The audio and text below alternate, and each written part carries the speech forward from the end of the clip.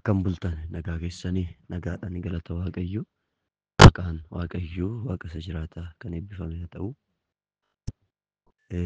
Qo'annaa keenya immoo itti fufnaa. Har'as Waaqayyoon ifamaa fi araara isaa nu baay'isee immoo sagalee Waaqayyoo ilaaluudhaaf carraa arganneerra. Egaa har'a sanbata guddaa akkuma barame macaafa uumamaa daqiiqawwan muraasa ilaalaa jirra. Daqiiqaa 30 akkasumatti qo'ataa jirra. Egaa macaafni uumamaa kun boqonnaa 50 qaba. Boqonnaan 50 kun jalqabbii uummata Ibruu Abrahaam, Yisaaq, Yaaqoobii fi Yoosef akkasumas immoo haala uumamaa jalqabbii wanta hundumaa Waaqayyoon uumama hundumaa akkaataatti jalqabe inni garuu jalqabni isaa dhumni isaa kan hin beekamne akka ta'e kutaa nu ibsuudha. Egaa torban darbe kutaa arfaffaa keessatti yaadattoo ta'e haala galumsa macaafa seera uumamaa fi waan adda isa godhu ilaallee turre. Wantoota inni ittiin adda ta'u torba ilaallee turre. Akkasumas immoo akkaataatti lixiinsa macaaficha akkamittiin itti seennee ilaalla jennee keessattuu macaaficha iddoo lamatti qoonnee ilaalle. Tokkoffaa boqonnaa 1-11 Addaamii hanga Abrahaam kutaawwan iddoo 5tti raman ilaalle. Haala uumamaa kufaatii seenaa gaddisiisaa Qaayinii fi Abeel bishaan badiisaa isa guddaa sana riqa Baabel isaan kana tokkoffaa irratti ilaalle. Boqonnaa 12 hanga immoo boqonnaa 50 yookaan amma dhuma macaafa uumamaatti immoo karoora Waaqayyoo oolchuu addaan hin cinnee fi waa'ee abboota arfanii Abrahaam uumama boqonnaa 11-27 kaasee hanga dhaqee uumama 50tti hidhattanii gaafa ilaaltan Abrahaam, Yisaaq, Yaaqoobii fi waa'ee Yoosef ibsa bal'aa kennuudhaan macaaficha akka goolabamu ilaallee turre. Wanti isa adda godhu immoo jennee wantoota ijoo ta'an torba keenyee macaafa Iyyoobitiin alatti tarii macaafni kun macaafa dursaa ta'uusaa akkasumas macaafni seera uumamaa kun seenaan macaafaa inni hafe hanga haguuguu caala dheerina qabaachuusaa macaafonni hafan hanga haguuganiin caalatti dheerina yeroo taayimii akka qabu akkasumas kitaabichi wantoota meeshaa ta'an addunyaa kanarra jiran fi jireenya lafa jiru hojii Waaqayyoo isa qulqulluu malee uumama mataa isaan ofii isaatiin adeemsa hin taane ta'uusaa sirriitti akka ibsu hundumtuu kan inni hirkate kan inni ta'es kan inni irratti hirkates Waaqayyo akka ta'e Waaqayyo akka uumaa ta'uusaa waan raawwate kutaa mul'isuudha jennee ilaalle. Arfaffaa irratti kitaabni uumamaa kun kan jalqabaa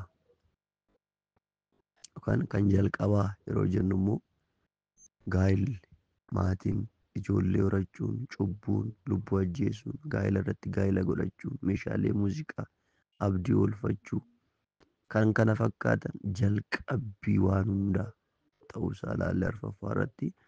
Shanaffaa irratti immoo kakuu Waaqayyoon Abrahaam faana gale waamicha isaa irraa eegaluun uumama boqonnaa 12-3 hidhattanii gaafa ilaaltan uumama boqonnaa 15 irratti immoo seeran ilaalee boqonnaa 17 irratti immoo kan murteeffame handhuura yookaan center of the Bible macaafota qulqulluu ta'uusaa ilaalle shanaffaa irratti. Jahaffaa irratti immoo jalqabbiiwwan sanyiiwwan Israa'el 12 kan nutti macaafa kana qofa sanyii Yaaqoob jalqabbii isaanii banii Israa'el warra jedhaman jechaadha afaan Oromiffaatiin. Inni kan biraa sanyiiwwan Abrahaam Gibxitti waggaa 430 gidiraa isaan irra ga'e agarsiisee kakuu moofaa keessatti jiddugala fayyinaa kan ta'e macaafa seera ba'uuf galuumsa kan qopheessudha macaafni kun jennee torbee darbe wantoota kana ilaalleerraa jechaadha. Har'a immoo kutaa 5ffaa seera uumamaa boqonnaa 1 ilaalla jechaadha. Kana jechaan seenaa uumamaa gabaabatti ilaalla jechaadha. Seenaa jalqabbii dhala namaa. Egaa seenaa jalqabbii dhala namaa kun uumama boqonnaa 1-1 hanga boqonnaa 11-26 yookaan dursa wanti ilaallu kana jechaadha. As jalatti egaa addunyaa fi jalqabbii waan jireenya qabu kan jedhu ilaalla. kun immoo kan argamu uumama boqonnaa 1 lakkoofsa 1 kaasee hanga uumama boqonnaa 2 lakkoofsa 25 irratti argama. Kanaafuu seera uumamaa boqonnaa 1 yeroo ilaallu har'a waliin kan nuti ilaallu seenaa uumamaa gabaabatti kan jedhudha. Seenaa uumamaa gabaabatti kan jedhu kun egaa poorshiniinsaa uumama boqonnaa 1 lakkoofsa 1 kaasee hanga uumama boqonnaa 2 lakkoofsa 4tti deema. Har'a garuu nuti uumama boqonnaa 1 ilaalla jechaadha. Sana dura garuu kutaa tokko dubbisee tanan kadhannee isa har'aatiif Waaqayyoon akka nu barsiisu garasitti seenna jechaadha. Ergaa Phexros isa duraa lakkoofsa 1 boqonnaa 1 lakkoofsa 18-19 dubbisa. Akka jireenya keessanii isa abboota keessan irraa isinitti darbe isa waa'ee hin baafne sana jalaa wanta badu waan akka meetii yookiis warqiitiin akka hin furamin isiniyyuu hin beektu. Garuu Kiristoos dhiiga isaa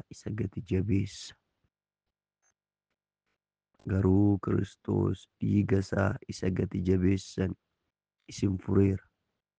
Inni akka hoolaa mudaa yookiis xurii hin qabneetii jedha.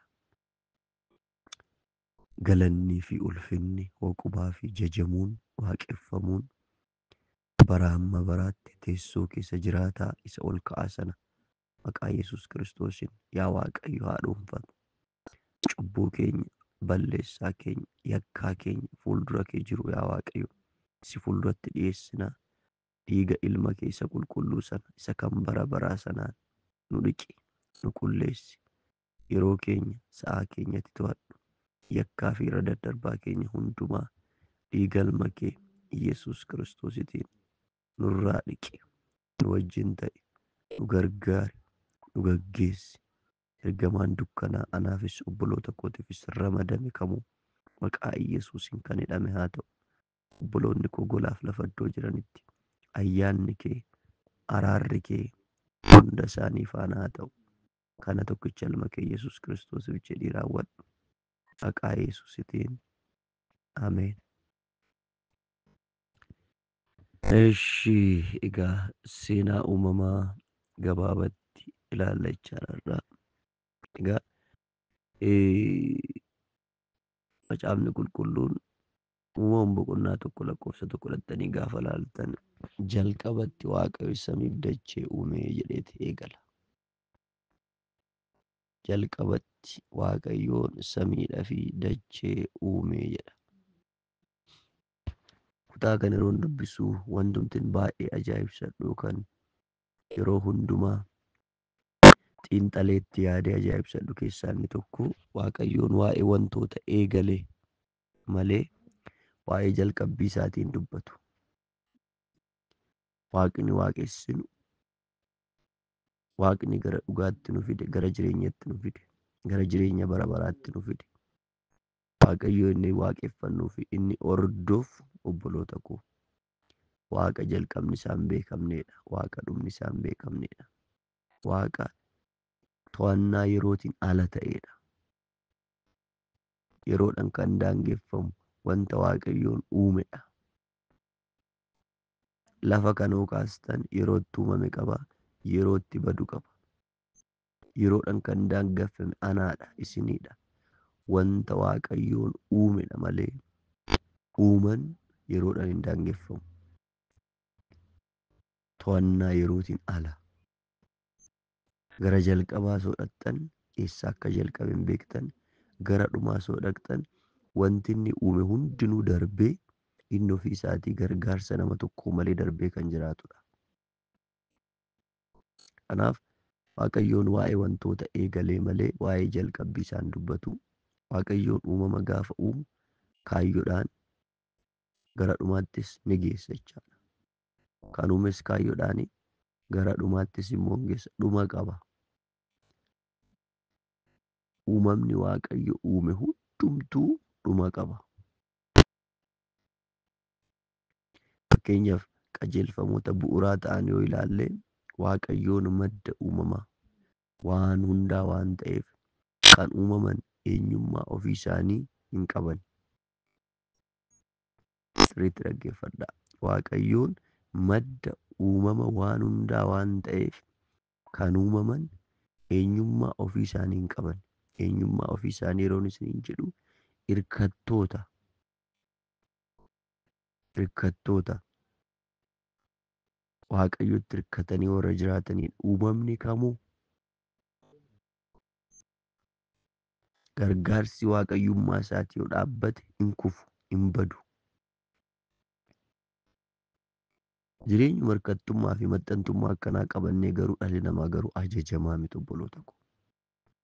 Dhalli namaa kan ajajamu miti, kan waaqayyoon dhaga'u miti.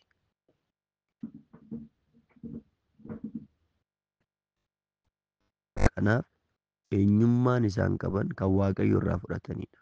Uumamni kamuu obboloota koo. Inni kan biraa uumamnii fi jireenyi hundi gaarii kan isaaniif ta'u yoo isarratti hirkatan qofaadha. Uumamni kamuu yoo irratti hirkate, yoo waaqayyo irratti hirkate, yoo waaqayyo irratti of gate qofa jireenya gaarii gonfachuu danda'a.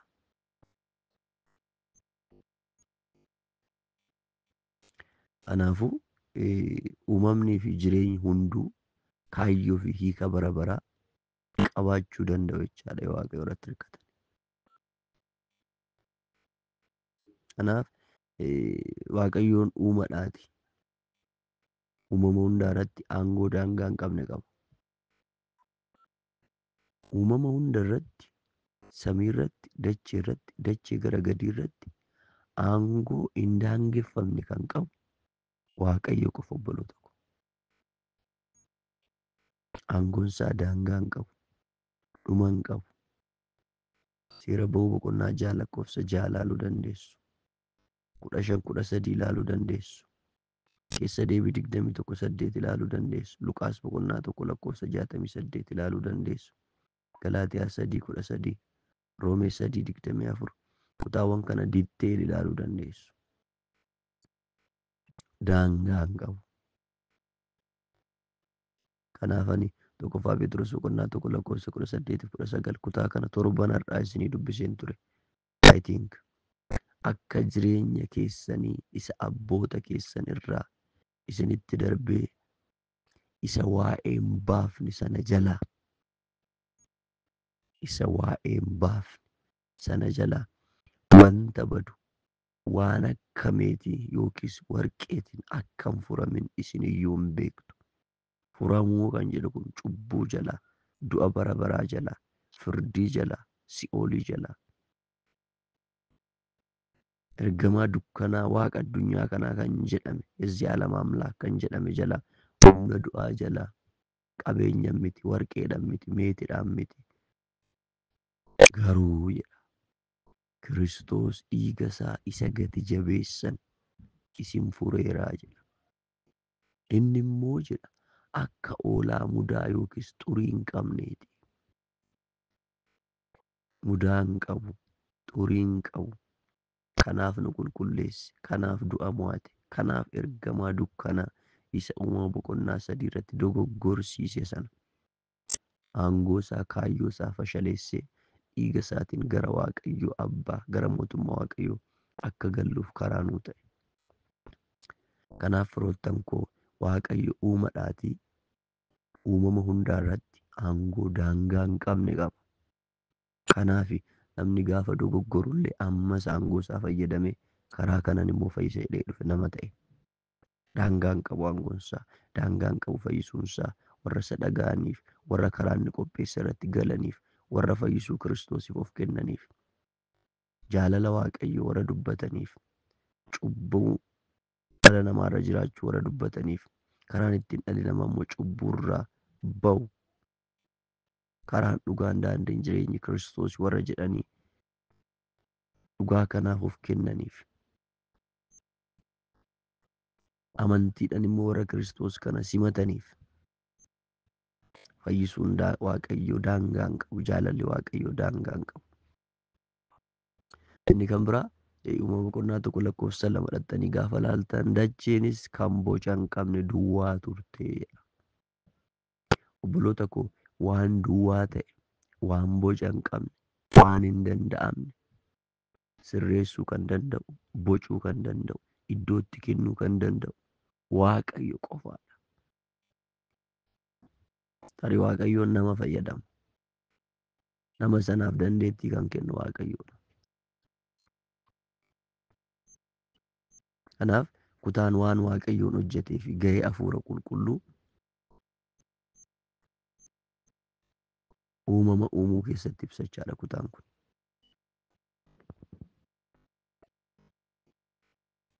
Kutaan kun dhuftanii gaafa laaltanii tokkoffaa waan Waaqayyo hojjete fi gahee hafuura qulqulluu. Hafuura qulqulluu Waaqayyo mataa isaati waan ta'eef uumama uumuu keessatti gahee inni qabu dubbatachaadha. Keessattuu dhuftanii lakkoofsa 3 yoo laaltan uumama boqonnaa tokko lakkoofsa 3 ifti haa ta'u jedheedha.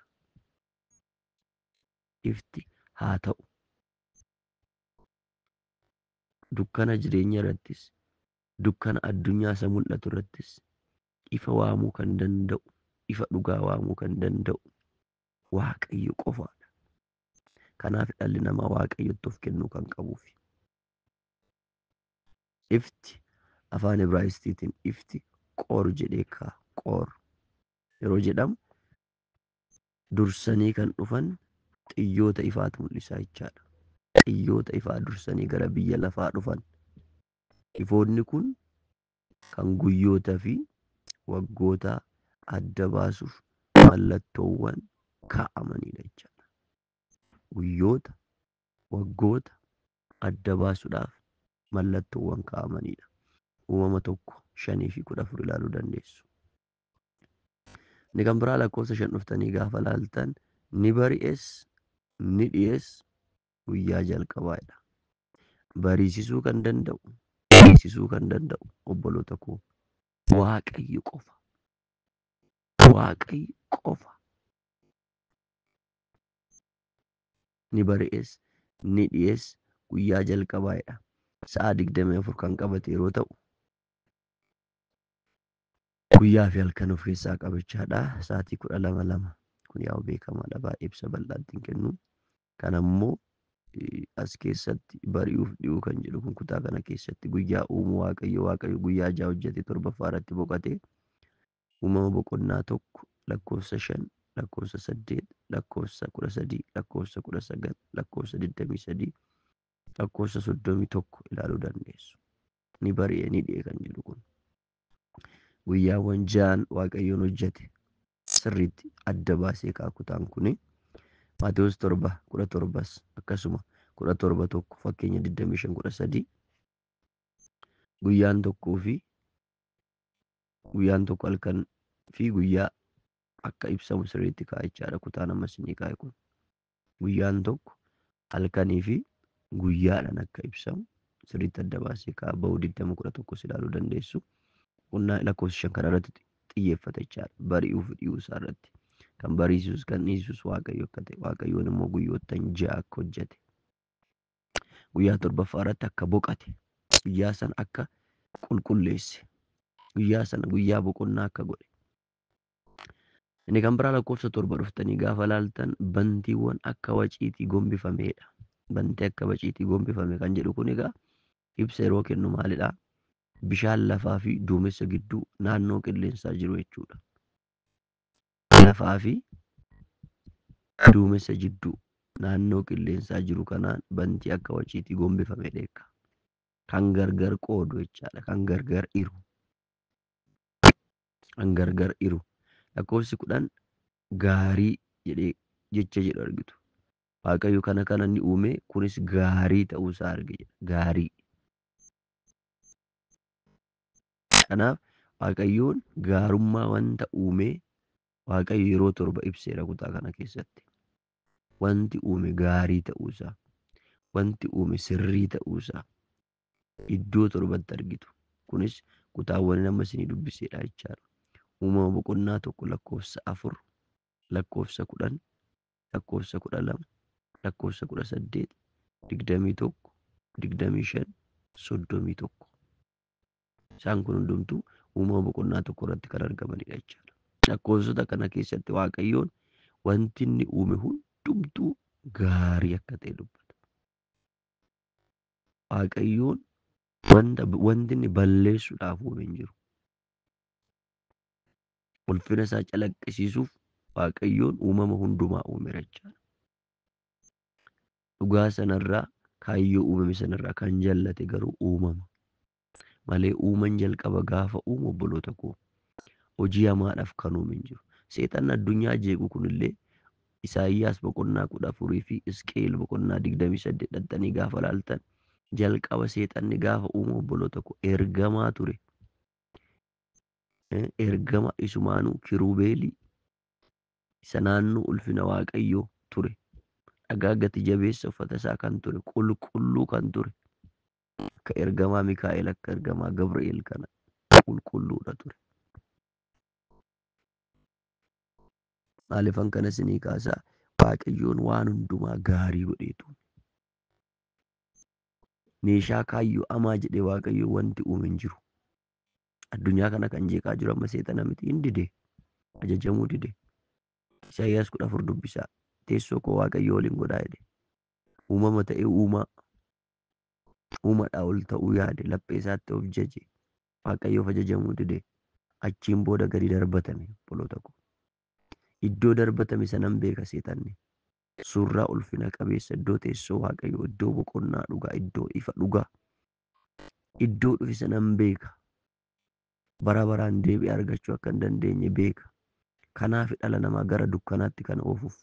Kanaaf dhala namaa wanta calaqqisu, wanta yeroodhaan mul'atuun sossobuudhaan jireenya irraa kan baasuuf namoonni tokko tokko maqaa amantii Pheenxee jedhu qabu malee keessattuu baay'een isaanii dhaloonni bara kanaa dhugaa kanarra dhaabbachuudhaaf sagalee Waaqayyoo hubachuudhaaf lapheen isaanii cufaadha. Kanaaf Waaqayyoon gaarummaa wanta uume Waaqayyoon yeroo 7 ibseera. Uumama boqonnaa 1 lakkoofsa 4 irratti, lakkoofsa 10 irratti, 12 irratti, 18, 21, 25, 31 irratti Waaqayyoon wanti inni uume sirrii ta'uusaa, ulfina isaaf uumuusaa, dogoggoraan yookaan meeshaa wanta hamaa gochuudhaaf uumamni Waaqayyoon uume hin jiru jechaadha. Kanaaf uumama yookaan waaqa uumamaa obboloota koo uumamni jira, Waaqayyo jira. Uumamni yeroo itti eegalame qaba, yeroo itti dhaabbatu qaba, yeroo itti dhumu qaba. Uumamni harka Waaqayyoo jira. Uumamni sammuu Waaqayyoo keessatti, yaada Waaqayyoo keessatti yeroo eegalame qaba, yeroo itti immoo dhumu qaba. Addunyaan kun yeroo itti gahee jedhamu qaba. Innaa maal haa goonu? Ogummaan haa deddeebinu. Waaqayyoo hubachuun haa deddeebinu. Jireenya keenya Waaqayyootti kennuun haa deddeebinu. Kanaaf uumamni boqonnaan 1 lakkoofsa 1 Waaqayyo jalqabatti bantiiwwan waaqa fi lafaa uume jedha. Jalqabatti harka Waaqayyootiin uumame uumamni.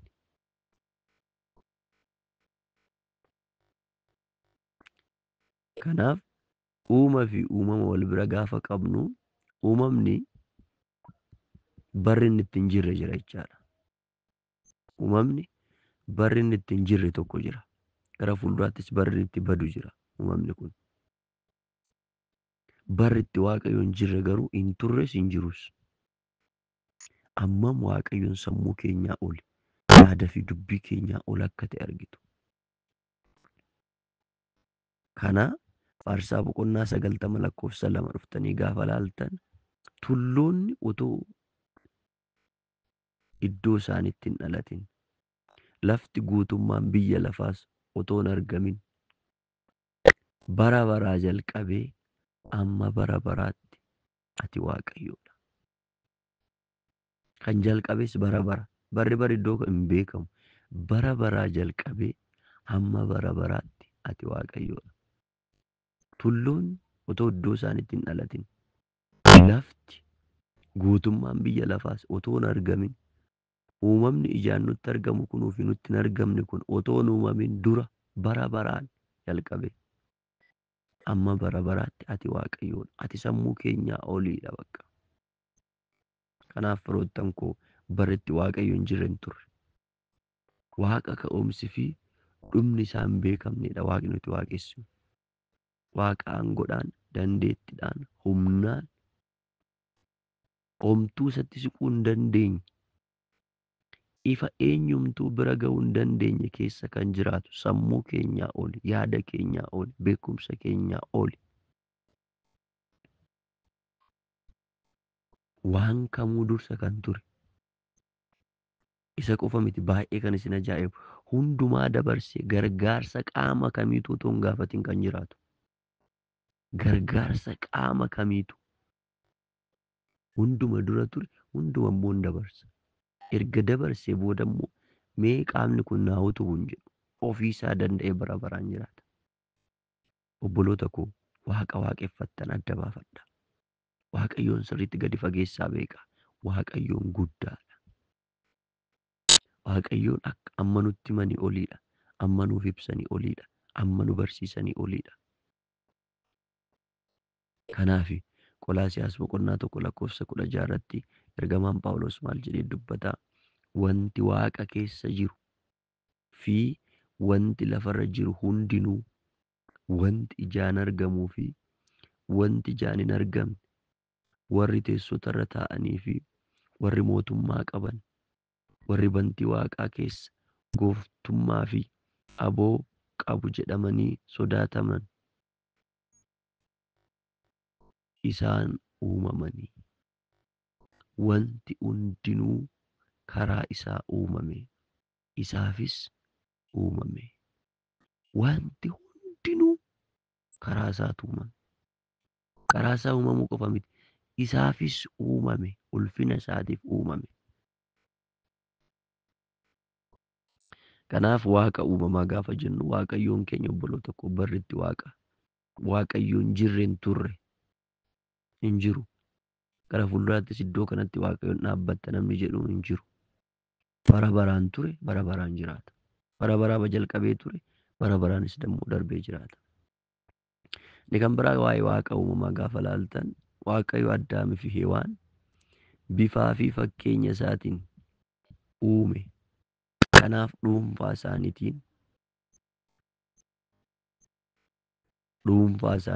fi jaalalaan Waaqayyo waliin tokkummaa uumuu ni danda'u jechaadha. Tokkoffaa dhuunfaa isaaniitiin, lammaffaa jaalalaan. Waaqayyo Waaqa jaalalaa waan ta'eef, Waaqa dimokiraasii waan ta'eef, Waaqa fedha namaa kabaju waan ta'eef Waaqayyo waliin tokkummaa uumuu ni danda'u jechaadha. Kanaaf uumama boqonnaa 1:26 dhuftanii gaafa laaltan kana booddee Waaqayyo jedha.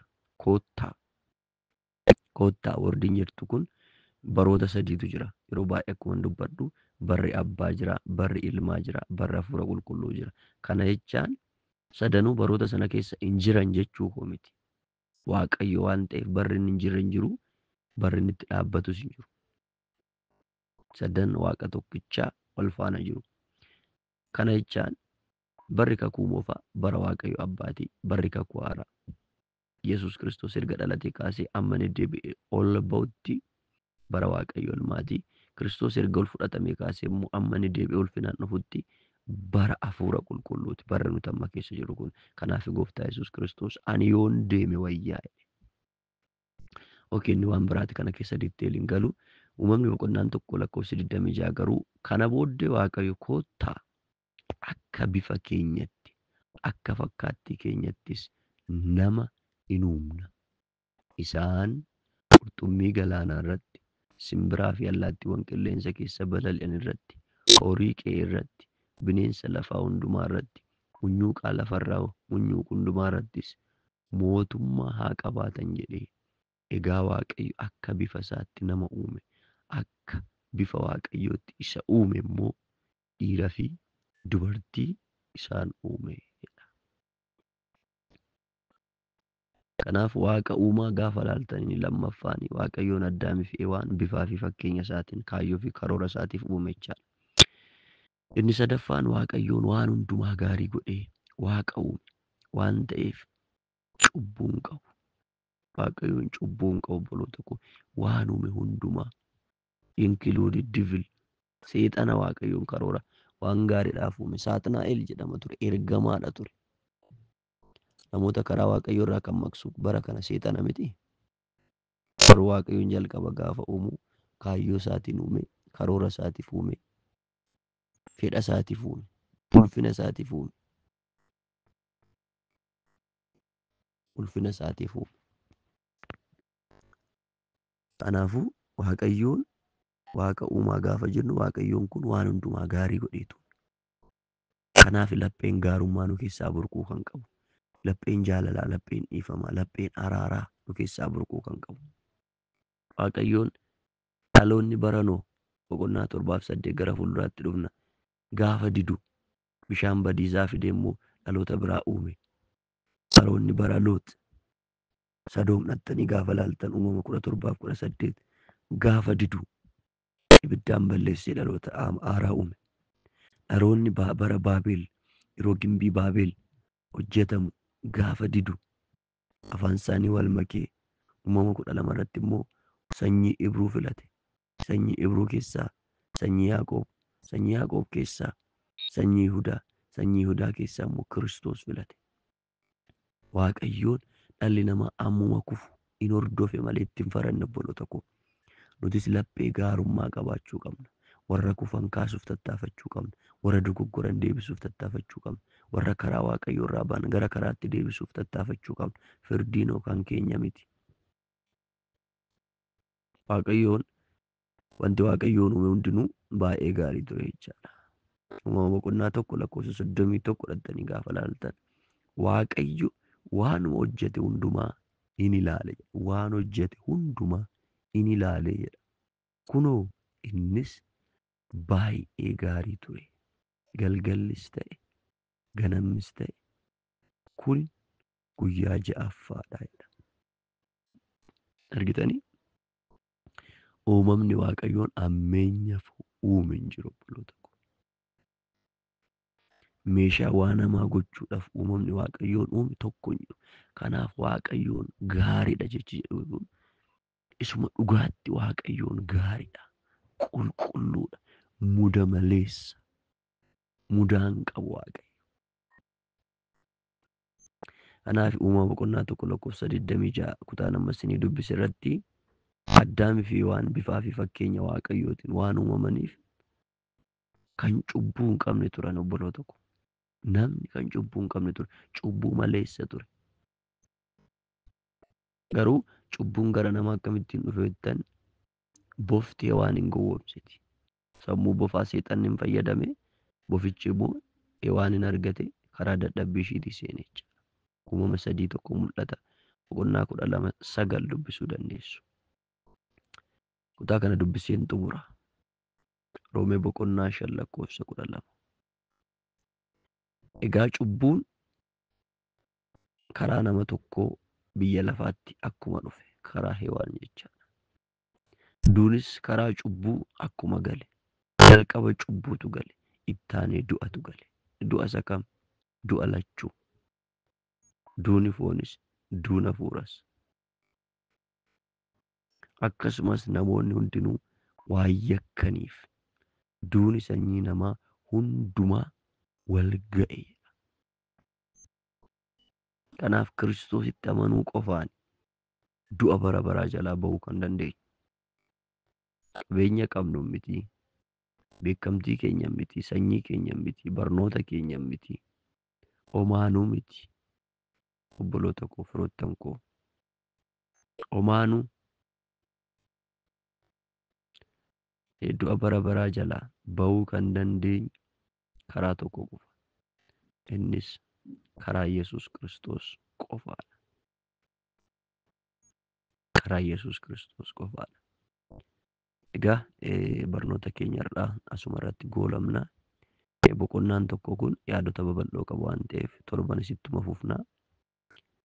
Torbanis sirriitti itti fufnaa. Waaqayyoon nu gargaara sirriitti ilaallaa.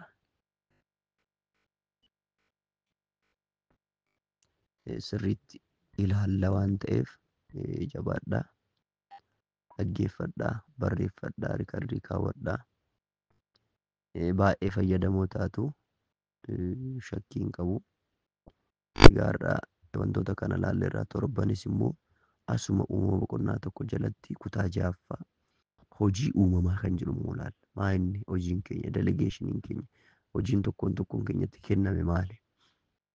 Iddoo kee malee hin dhaabbatin. Obboloota koo kaayyoo uumamtaniif keessa dhaabbadhaa. Waldaa keessa dhaabbachuun gaariidha.